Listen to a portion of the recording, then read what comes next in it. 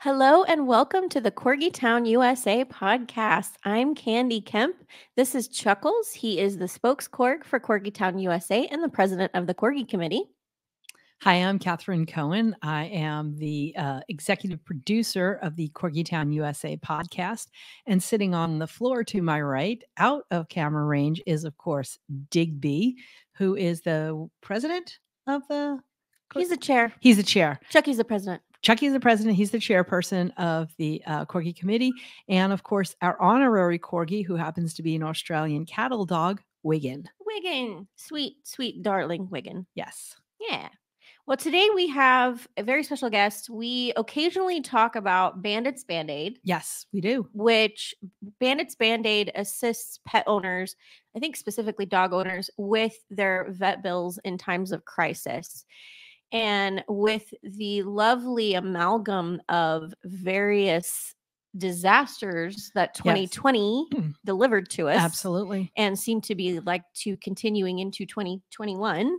That is happening. And you don't even realize you're okay. People are out of work, or, people can't go here, there, or anywhere. Your first thought is, okay, I can't go to restaurants and I got to mask up at Costco. And then you start to do the trickle down, follow the trickle down map. And Bandit's Bandaid is part of that trickle down map, part of what's being done. Yeah. Well, they're hurting because they are. There have been so many, and I come from the events industry. So with everything happening in 2020 and 2021, right, there are many people who are finding themselves in a position in which is not as favorable as it was pre-pandemic and all the things that came along with it. Yes. And so I was excited to bring someone from Bandit's Bandaid with us so we can talk about how we can help here in the Corgi community, because Bandit's Bandaid has helped many of doggies and many of doggy parents and many Corgis in our Corgi community. And I know, me coming from an events background, at one point, it's thankfully getting smaller recently, but at one point there were many as 12 million of us out of work. That's a lot of people. And when, the parents are out of work, much needed surgeries or treatments or anything, it just can't happen. I mean, we as humans, sometimes we'll give up our own stuff to give it to our pets, our little fur babies. But that can't always happen. Yeah. And with the advances in veterinary medicine, I promise I haven't been drinking today. Not yet. But with the advances in veterinary medicine, we're thankful for those advances, but absolutely everything is so expensive. Yes. And the costs are going up. So when you have a pet, that's something to factor in when you budget and you say, I want to get a Corgi or another dog. That's something that you have to figure in. Absolutely. Even a cat, because, I have a cat. Kitties as well. Kitties as well. Expensive. Yeah. All of our beloved babies. That's right. So we have Carol Young today. Should I bring her on? Absolutely. Let's bring her on. Okay. Carol, welcome. Thank you. How are you doing today? I'm doing wonderfully. Very busy, of course. I can imagine. Yes. Well, we're so excited to have you. And we've been telling our dear listener, dear viewer, a little bit about Bandit's Bandaid and the work that Bandit's Bandaid does. Can you tell us in your own words, what is Bandit's Bandaid? Sure. Bandit's Bandaid is a program that, as you said, helps dogs. It helps people that cannot afford veterinary care, urgent veterinary care. It is a need-based program. So people do have to apply to us and prove that they have a need. And then we pay directly for veterinary care we have really two programs. So the first one is our veterinary program. And that is the one that we've been talking about. Your dog goes and needs surgery, needs to go in and have exams to do some testing. We pay the vets directly for those. We generally negotiate some discounts as well so that we're not necessarily paying 100%, because as you said, veterinary care is getting very expensive. A lot of the equipment is the same as for humans. So when a dog's going in for a CT scan or an MRI, you're looking at, $2,000 to $4,000 just for those procedures, because they've invested, $1 million to $3 million in that equipment. Right. And we also have a second program. It is a mobility and cart program called Casey's Cruisers. And I think you're familiar with the person that manages that program, because Tawny Beckman, who also runs the Shade Out DM program, manages this for our organization as well. And of course, there's a good tie-in between those two programs. Yeah. Yes, dear listener, dear viewer, if you missed the episode, you do want to see it. We actually showcased a short video of Casey during one of her, in one of her stages of degenerative myelopathy, but Right. Tawny gives some very good information if you don't know. So yes, that's Tawny that we're talking about, and both of you are doing such wonderful work. We can't thank you enough for what you're doing for Corgdom and the parents and these precious little animals that need help. And I love that the veterinary clinics are also helping. It sounds like they're part of this as well, if they're allowing to give discounts with your help. That's amazing. Yes. Yes. And I mean, obviously smaller vets cannot do that, but Sure. with our larger ones, a lot of the, VCAs, Blue Pearls, a lot of the large places can afford to do that. So when we can, we try to keep the prices down, and that helps the money go farther. Of course. Oh, that's amazing. So tell us, how long has Bandit's Bandaid been around, and how did it get started? So we actually got started in late 2014. It was actually conceived as a program that would help with quote unquote small emergencies. If somebody, a dog starts limping or it starts throwing up and they didn't have the money to go to a vet. But what we learned very quickly was small emergencies become big emergencies. Absolutely. And that dog that might have been throwing up that you thought maybe ate something, well, they may have, but it might be an obstruction. Or it might be that they have pancreatitis, and the dog that's limping could end up having a torn ligament or a problem with their spine. And pretty soon we're looking at thousands and thousands of dollars. But we don't want that to scare anyone. These are things that can happen, but that's why you want to get your baby to seek help instead of trying to self-treat. Absolutely. Yeah, but don't let that scare you. But that's why we have these programs. So I just wanted to put that in there, so in case someone says, "Oh my gosh, am I in for thousands and thousands?" Not always, but we do encourage you to get help if there is and that is one thing that we do encourage, is for people to look at things like insurance, because that's the insurance that you pay for $20, $30, $40 a month can really help on things like this. So absolutely. And then for those that don't have one but can afford to get a credit card, that's also really good, because at least it allows you to, on an emergency basis, go in and pay for things. But honestly, there are people that we work with that don't even have bank accounts, that, as you said, they're not working now. There's a lot of people that are disabled or retired, and they just can't afford that kind of care. And their dogs are their babies. They're everything to these people. Yeah. So that was where we started. The first year we raised, I'd say, $14,000 for dogs in need. And we just finished our financials for 2020, and we expended a little over $230,000 in 2020 for veterinary care. That is staggering. It's a staggering amount of money. Yeah. And honestly, it just touches, it's like the tip of the iceberg in terms of what we can help. Yeah. Wow. Gosh. Thank you so much for that. That's amazing.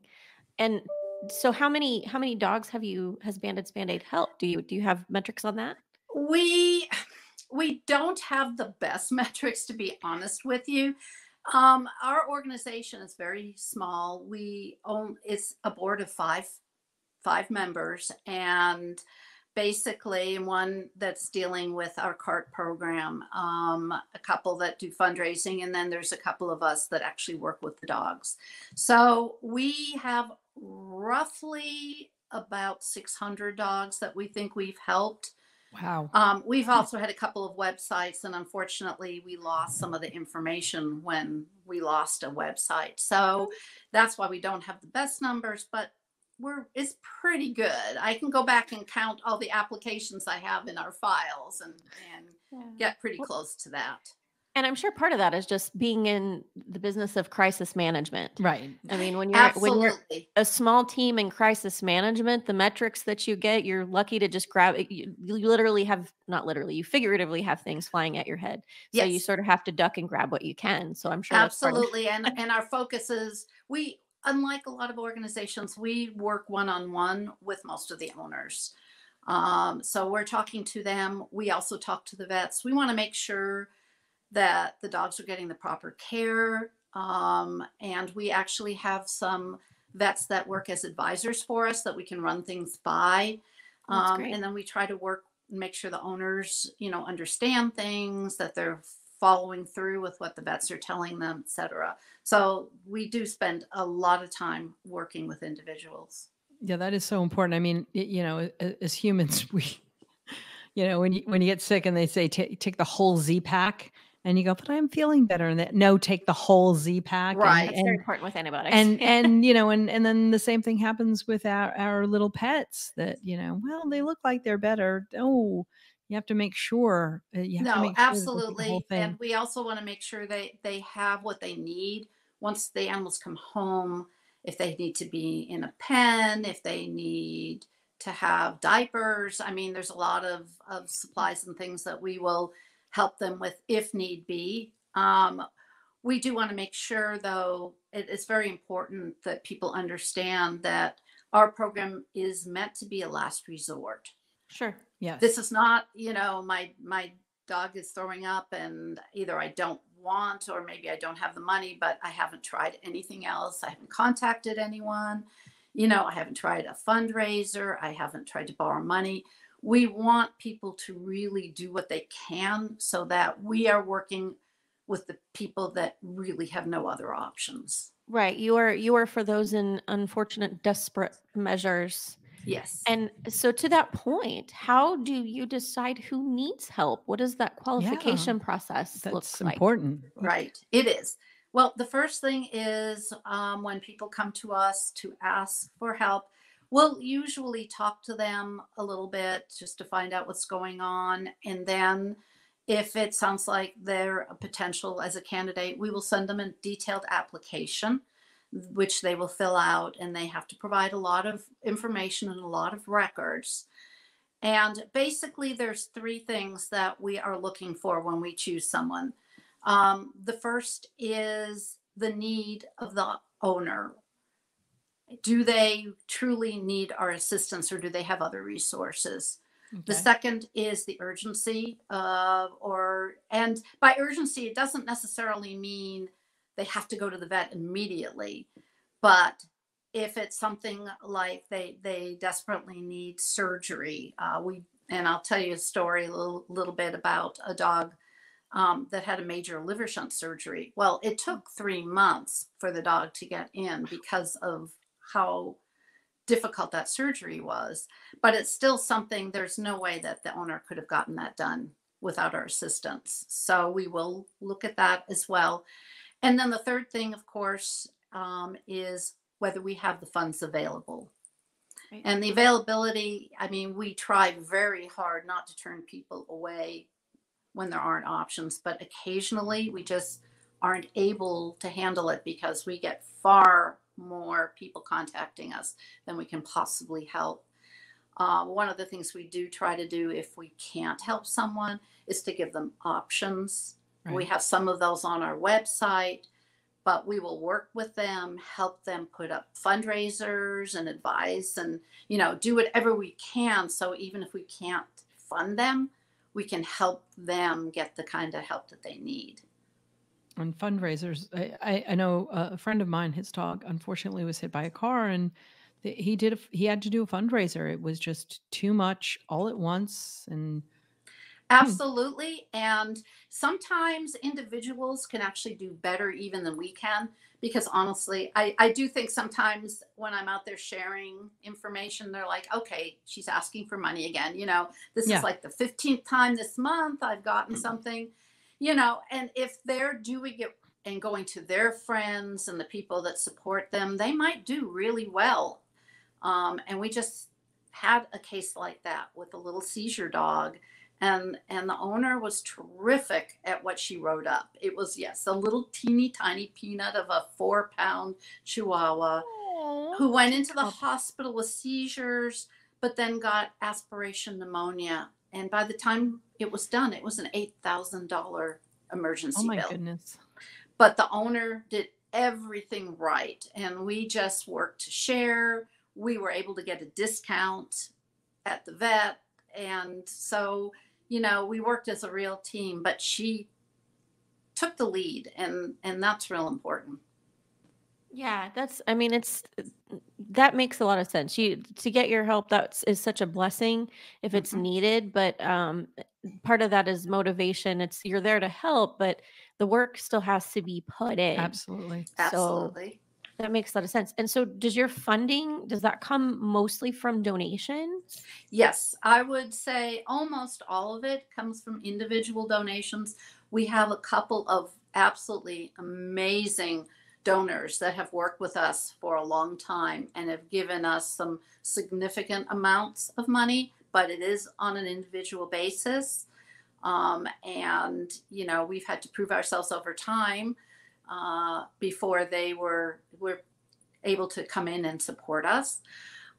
We do get some support from events and such. I mean, people can support us even if they don't have money themselves by doing a lot of things. One of the things that happen, especially in the Corgi community, because we do all breeds of dogs, but Yeah. the Corgi community in particular has a lot of get-togethers, and they have picnics and things, which, by the way, was part of what we really missed this past year. Of Was course, we had some of those events that were supporting us and raising money for us, and those did not occur, but they're starting up again, thankfully.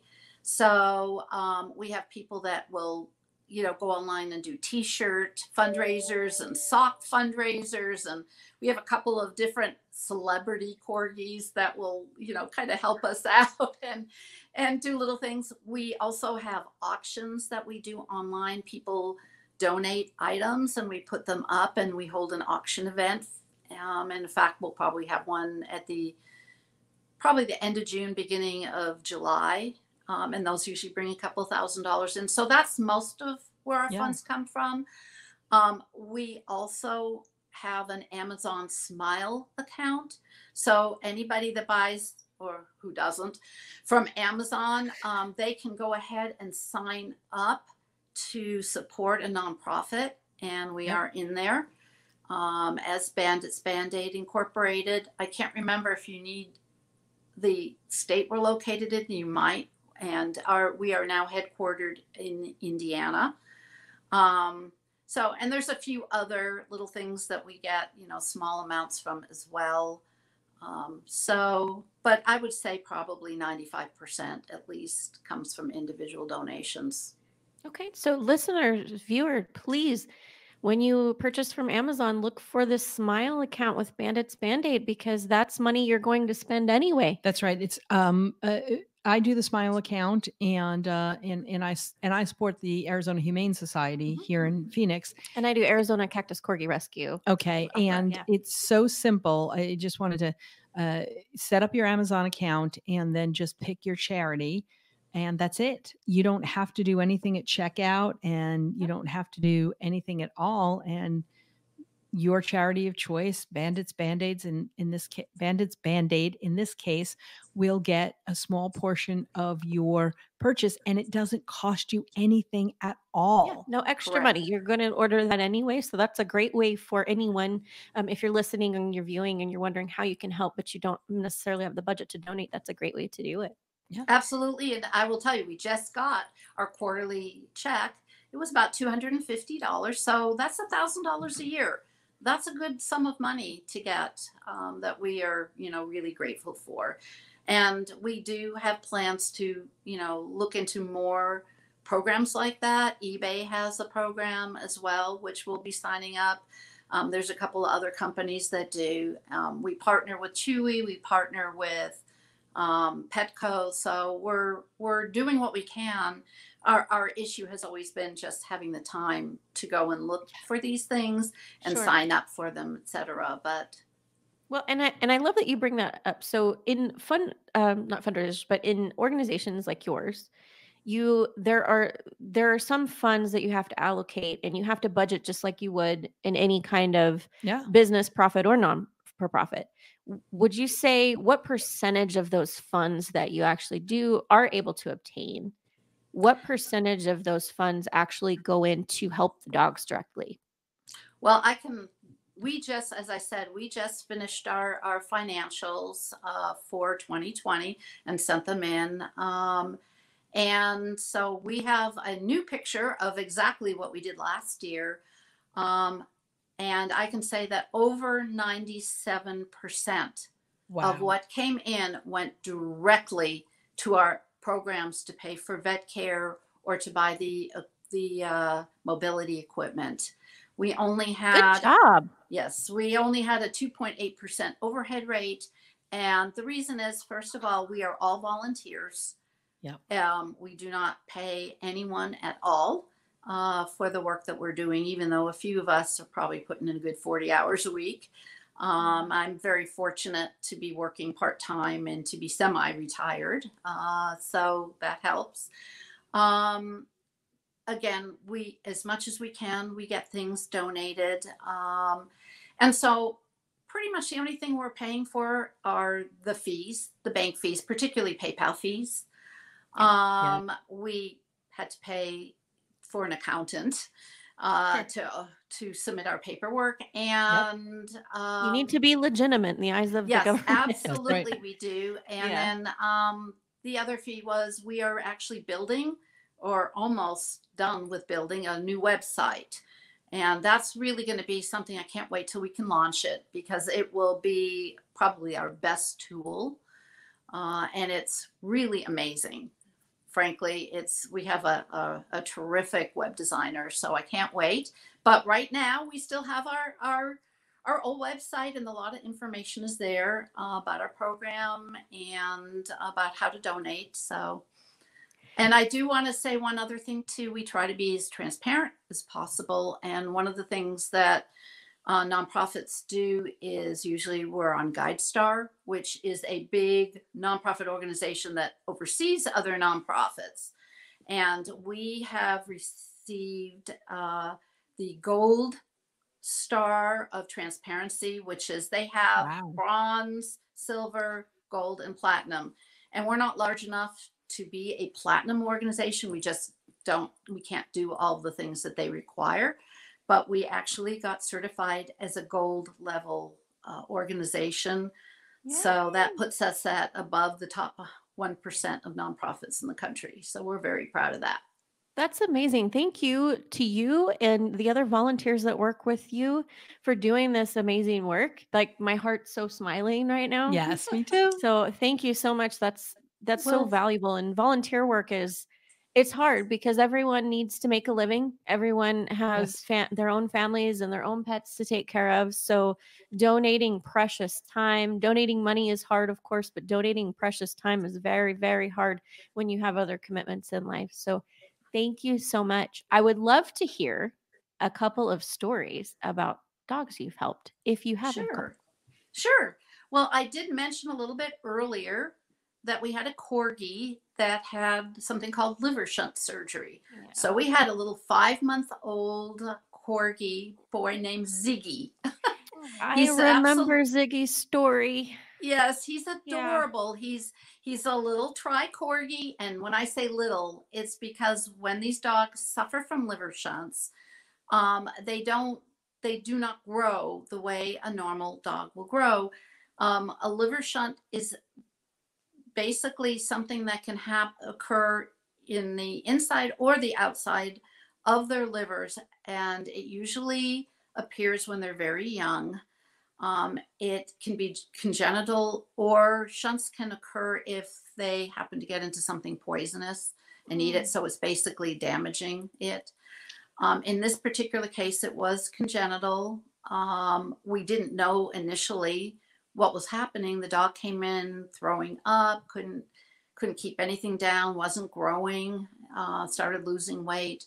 So we did a bunch of tests. They finally determined there is a test called a bile acid test, and they could tell that this dog definitely had an issue with its liver.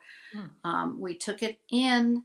We had a CT scan done, and they determined that there were 2 of these shunts, internal shunts inside. And basically what it does is it prevents the liver from being able to work and process what needs to go through there to get the poisons out of their system. And so with those shunts in there, they can't do it. And with the internal ones, there's only a few hospitals in the country that do this work. So as I said, this little boy waited for about 3 months. We had a total change in his diet because they can't process protein. So they went on a special diet, we're on medication. And then Ziggy just went in last week and had liver shunt surgery, and it was completely successful. Yay! That's awesome. So at least as far as we know, I mean, the procedure went great. Wonderful. The photo that we got of him sitting in the back seat of his car with his ears straight up, looking so happy, was just amazing. So now we can't wait to see what happens, because hopefully he'll be able to start gaining weight and, doing a lot better. And fingers crossed, if all goes well, he'll be able to live a normal life. Yes. Aww, Pause yes. together in prayer from the Corgi committee for a very long and happy, healthy life for That's that right. sweet baby. Absolutely. And then another story that we have fairly recently, we had a woman come to us very desperate. Her dog was already in the hospital, and she had already put about $3,500 down on it. We had it was a dog that had swallowed a foreign substance, but we didn't know what. And so, and it was a 1-year-old pit bull mix. It was the beloved pet of a family where they had 2 girls. The husband was disabled. He'd been injured at work. He couldn't, take care of the bills. And the mom, there was only so much she was able to do. Yeah. And so she came to us because they had given her an estimate of over $8,000. And the reason was because they would have to do surgery, and they were very concerned because this dog had been suffering from this for a few days. And they said, we may end up having to remove a part of their small intestine. And that is exactly what ended up happening. Oh, no. So, we were, again, able to get a discount, which helped. We were able to go to one of our real special donors, because we needed the funds right away. I mean, they literally said, if we cannot do the surgery, this was at about 6 o'clock. If we can't do the surgery tonight, then we'll need to put the dog down. This dog cannot, she's suffering. So we got a donor to provide a big chunk of the money. And then a little bit later, we were able to go and get an additional sum from another donor. Dog got the surgery and is home and is doing great. So Nova's another one of those dogs. And, a lot of people are like, but it's a pit bull, why do you help breeds like that? Well, this was because they're another precious animal. Absolutely. And the staff fell in love. They said she was the sweetest dog. I mean, they just adored her. In fact, I had a vet tech almost in tears. He said, I was thinking if they were going to put her down. I was going to see about adopting her and paying for it myself. Oh my. Because he said, she was such a wonderful dog. And he said, I didn't want to do that though. And I'm so glad that you came in and helped. So, you know, now that dog is at home with another puppy sister and the 2 girls. And yeah, it's wonderful, you know, Yeah, and that is wonderful. And the I love owners are Pitties. so thankful. Yeah. Yeah. I said I love Pitties, and I'm sure that they are. So this is their precious family pet, and That's right. kudos to them for also reaching out and doing everything they can to try to get the baby the best help. And you know, that is so traumatic when Kat makes fun of me all the time because I'm just a smotherer. I'm always watching noses and watching eyes and She what do is. you do? What do you have? Because I had a little girl like that. I had a little corgi named Zelda who ate everything her nose touched. Yep. And I spent thousands of dollars over months because she ate something else that she wasn't supposed to. And the last time was a rock out of the backyard. It's like, you know, people are going to think I don't feed you because you eat everything else. That's true. And that is such a traumatic experience that it makes you to where with your other dogs and the dogs, what do you have? What do you have? What is it? What's And I mean, going on? I will grab a snout and reach in there and say, what is that? Is that something you're supposed to have? Because that experience is just so traumatic, especially when it comes to surgery. Yes, absolutely. And with this dog, they didn't even know, they didn't realize what was going on because what the dog ended up eating, they're not 100% certain, but it was something cloth.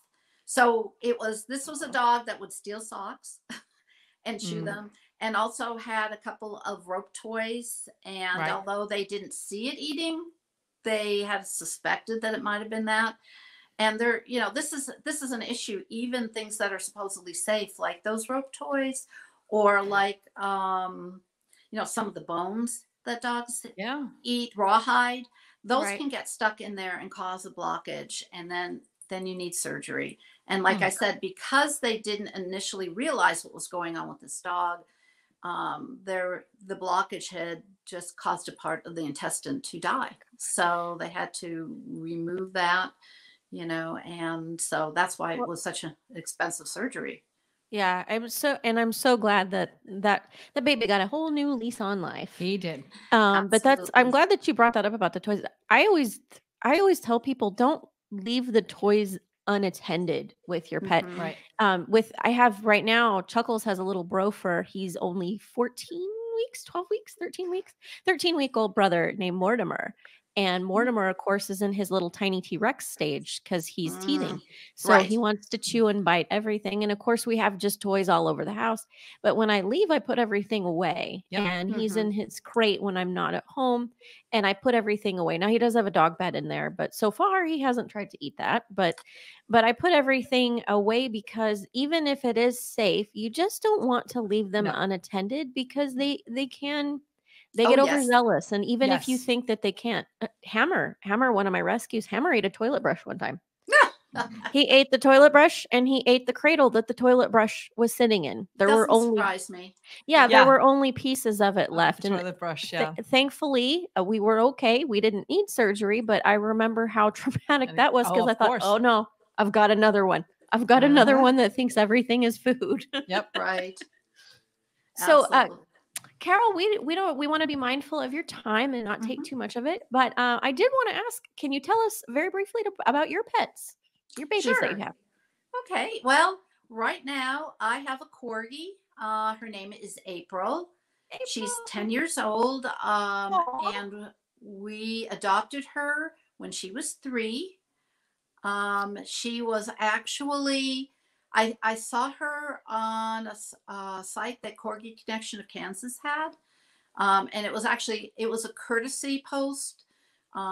She had been with a person that got her as a puppy, but one of the owner's other dogs, who was a lot older and a lot bigger, all of a sudden started attacking her.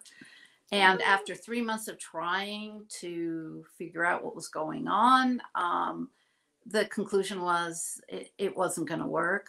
And the older dog, the German Shepherd dog, there's no way you could rehome that. And she didn't want to. She'd had the dog for 11 years. So she gave April up, and we were lucky enough to made the 7-hour each way trip to meet her. And so that's the one dog that I have right now. Prior to that, I had a little dog named Joplin, and he was actually named for where we got him from. He was with Joplin Humane Society. That's where I went to college. Pardon me? I went to college in Joplin. Oh, did you? Mm-hmm. Did you? Well, we made that 7-hour trip as well. Missouri Southern State. Yep. Yep. And again, he was a little dog that was left on the side of the road to die. Basically, that somebody looked out the window, saw something being thrown out of a car, and that was Joplin. He had been attacked by some kind of big animal, probably big dog. Could have, we don't know what the story was, but they rushed him over to the Humane Society. The Humane Society did a big shout out. They got the funds to save his life. And that was a month after we had lost Bandit. And I guess we didn't really say that Bandit was our dog. That was actually the first Corgi we had. Aww. And Bandit died unexpectedly during a dental surgery, when he was just 6 years old. Aww. And so Joplin actually came about a month after that. And there was just something about his look that said, we got to try to get this boy. So those are the Corgis we've had. Prior to that, we had larger dogs. And one other quick story, my daughter recently, about a year and a half ago, adopted a little dachshund, a little mini dachshund. How cute. And the way she adopted her was my daughter was actually a volunteer at our local Humane Society. This little girl came in with her sister. It had been a breeding dog, and the breeder was homeless and had to give her dogs up. And this little girl went in there, and it turned out that she was heartworm positive. Oh, no. And the Humane Society did not have the funds to really do what they needed to do. They also thought she was pregnant at the time. And so they were going to just have her sit basically and wait and see if she was pregnant. And they weren't going to, do any kind of treatment until they knew one way or another. So my daughter came to me and said, do you think Bandit's Bandaid could help? So we decided that we'd go ahead, and we got an ultrasound done, found out she wasn't pregnant, got her to see a vet and to do the hard kill method. They were going to just do slow kill, which really isn't effective. Right. But Bandit's Bandaid paid to get some x-rays done and determined that her heart was pretty enlarged. She really needed the proper treatment. Absolutely. So we went ahead and partnered with the Humane Society and got this dog what she needed. And while she was going through that treatment, my daughter actually decided that she would foster this dog because she needed to be in a very, very quiet environment for the 2 months that she was getting that treatment. So she ended up becoming a foster failure. So now Lily is April's sister, so to speak. Aww. And so, yeah, you never know. I mean, I encourage everybody to go out there, and if they can, to rescue. Now, yes, granted, we're very pro rescue here. That's right. Absolutely. And yes. And yeah, you do need to have some resources, because you never know when you get a dog in from rescue what their history is. Right. But absolutely. But that's something we like to do too. We really try to focus on, the people that have rescued dogs, the people that themselves are disabled.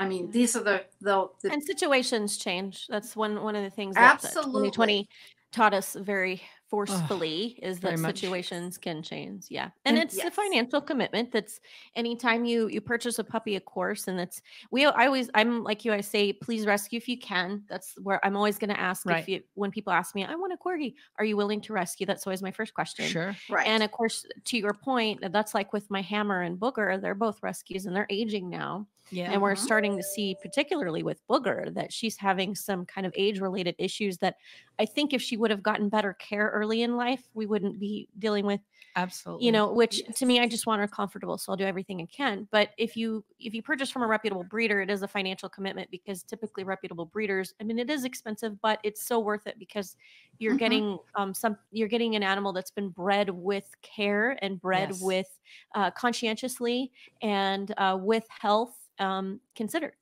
So, but Absolutely. when you rescue, the your fees for your shelter or adoption fees, if it's a rehoming situation, are considerably less expensive, so you do Mhm. save there.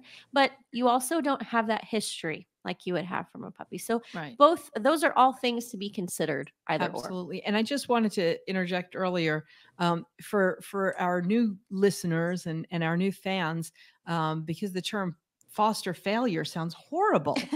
And our dear friend Mindy, her little Sushi is a foster failure, and Digby is a foster Digby is a foster pseudo failure. yeah, he's still part of my family. He is still part of your family. And all foster failure means is that you fostered a dog, fell madly, passionately in love with said fur baby, and then you said, its forever home is going to be my home. And that is the Exactly. beautiful story of a foster failure. It is. Yes. Well, Carol, thank you so much. We have ran long. So, listener, viewer, thank you so much for sticking with us. There's a lot of important and heartfelt information here. You can go to Bandit's Bandaid. It's on the banner here on the screen for those that are listening. It's www.banditbanditsinc.org, and we encourage you to go and donate. If you are unable to donate, do Smile, Amazon Smile, when you make your Amazon purchases, and select Bandit's Bandaid as your benefactor. And check out the Facebook page for Bandit's Bandaid. You can share anytime there are fundraisers. You can also raise awareness that way. Or if you perhaps are an independent artist, sometimes they're looking for donations, maybe for things Mhm. for the Yes. fundraisers. So, did I cover how we can help, Carol? I think so. And I'm really grateful for everything that you're doing. Thank you for sharing about our organization.